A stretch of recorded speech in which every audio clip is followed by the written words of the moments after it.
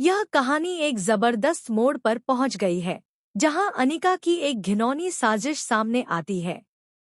उसने सोचा था कि वेद को एक कमरे में बंद करके उसके साथ कुछ ऐसा कर डालेगी जिससे वो बाद में वीडियो बनाकर वेद को और उसके परिवार को ब्लैकमेल कर सके, ताकि यह शादी जबरदस्ती तय हो जाए।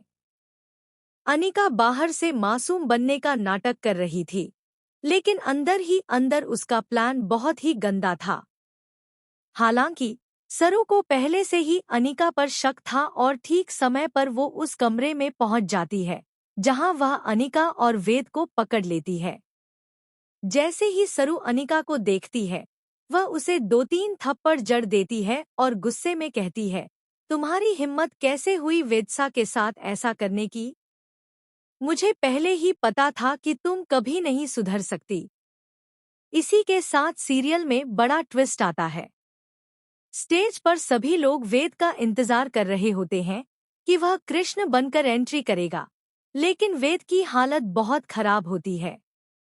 तभी अनिका ताना मारते हुए कहती है, सरू, तुमने भले ही मुझे रोक लिया हो, लेकिन अब दादी को क्या मुंह दिखाओगी?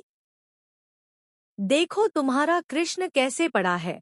उसकी हालत तो ऐसी है कि वह खड़ा भी नहीं हो सकता। सरू भी पलटकर जवाब देती है, तुम उनकी चिंता मत करो, उन्हें मैं किसी भी हालत में स्टेज तक ले जाऊंगी और हम साथ में डांस भी करेंगे। लेकिन अब तुम्हारा क्या होगा, ये सोचो। इसके बाद सरू सबके सामने अनिका की सच्चाई उजागर करने वाली है। जब यह बात सबको पता चलती है, तो दादी गुस्से में अनिका की क्लास लगाती हैं और उसके पापा भी गुस्से में उसे एक जोरदार थप्पड़ मारते हैं। अब तक तो अनिका को सिर्फ घर से निकाला गया था, लेकिन अब लग रहा है कि उसे जायदाद से भी बेदखल कर दिया जाएगा।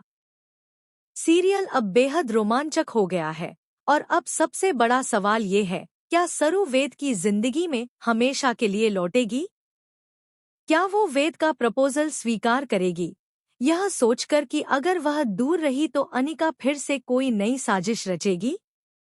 आपको क्या लगता है, क्या वेद और सरू हमेशा के लिए एक हो जाएंगे? अपने विचार कमेंट बॉक्स में जरूर बताएं।